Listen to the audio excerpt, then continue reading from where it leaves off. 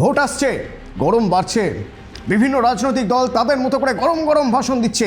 এরই মাঝে নির্বাচন কমিশনের কাজ করছে কিনা সুষ্ঠু, অবাধ, শান্তিপূর্ণ ভোট প্রক্রিয়ার জন্য কাজ করে যাচ্ছে।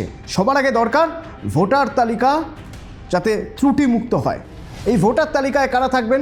খুব স্বাভাবিক, যারা ভোট দিতে পারবেন। কারা ভোট দিতে পারবেন তার জন্য একটা স্পেশাল ইন্টেন্সিভ রিভিশন করা হচ্ছে।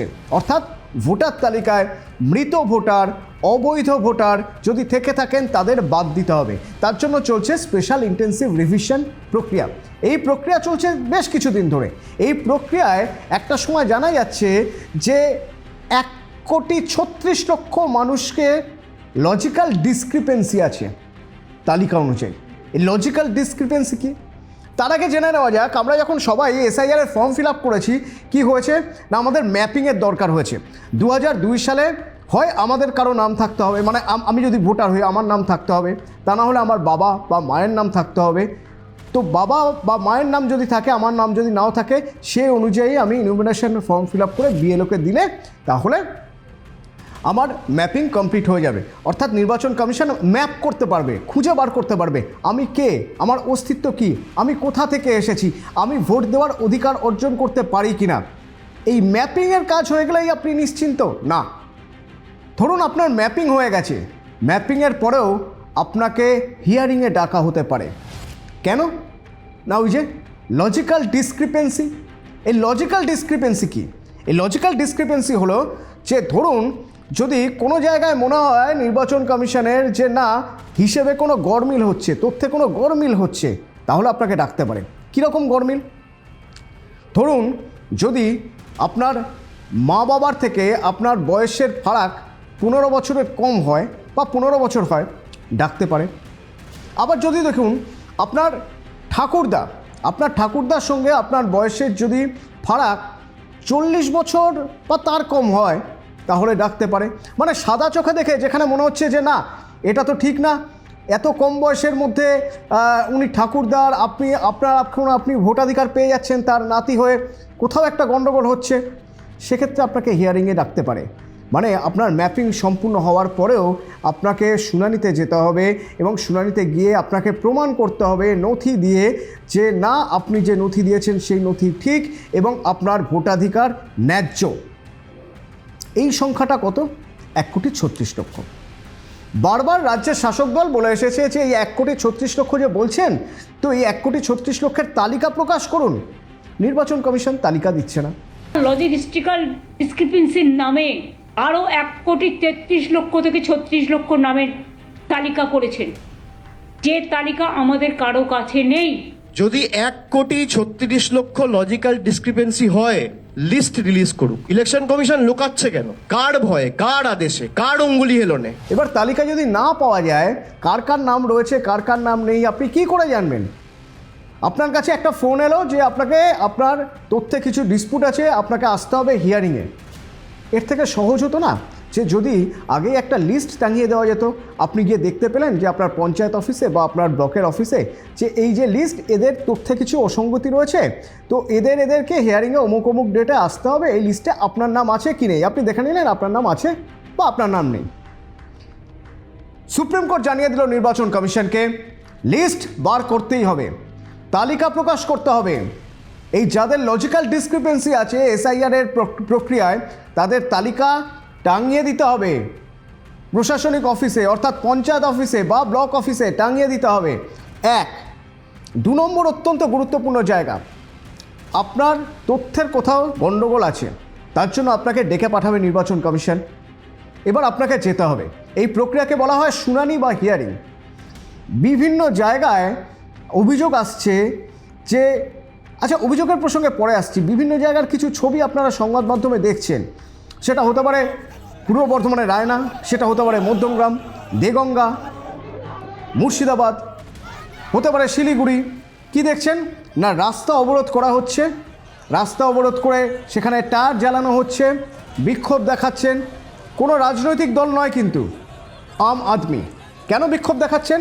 তারা বলছেন বিডিও অফিস অনেক দূর, হিয়ারিংয়ের জন্য বিডিও অফিসে যেতে হবে এবং বিডিও অফিসে হয়তো 12টায় তার হিয়ারিংয়ের টাইম, তাকে পৌঁছতে বলা হচ্ছে 9:30 10টায়, গিয়ে তাকে বসে থাকতে হচ্ছে, টানা বসে থাকতে হচ্ছে। যারা অসুস্থ তাদেরও বসে থাকতে হচ্ছে। কোথাও কোথাও অভিযোগ আসছে 85 বছর বয়স হয়ে গেছে, তাকে যেতে হবে হিয়ারিংয়ে, তার বাড়িতে কেউ আসবেন না হিয়ারিংয়ের জন্য। কোথাও অভিযোগ আসছে অসুস্থ কেউ হাসপাতাল থেকে রিক্সা নিয়ে চলে যাচ্ছেন, টোটো নিয়ে চলে যাচ্ছেন, পা ভাঙা হয়তো, তাকে যেতে হচ্ছে হিয়ারিংয়ে। এই হিয়ারিংয়ের নামে হয়রানির অভিযোগ উঠছে বারবার। এই হিয়ারিংয়ের হয়রানি যাতে না হয় সেই ব্যবস্থা এবার করা হচ্ছে। নির্বাচন কমিশনকে সেরকমই নির্দেশ দিচ্ছে সুপ্রিম কোর্ট। কী নির্দেশ? না, বিডিও অফিস পর্যন্ত যেতে হবে না।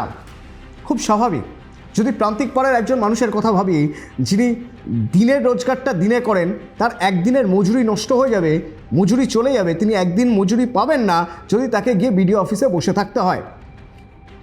নির্বাচন কমিশনকে কি বলা হচ্ছে? সুপ্রিম কোর্ট বলছেন যে বিডিও অফিস নয়, পঞ্চায়েত অফিস বা ব্লক অফিস, সেখানে হিয়ারিংয়ের ব্যবস্থা করা হোক, অন্তত মানুষের বাড়ির কাছে, মানুষকে যাতে অত দূর যেতে না হয়। দ্বিতীয়ত কি?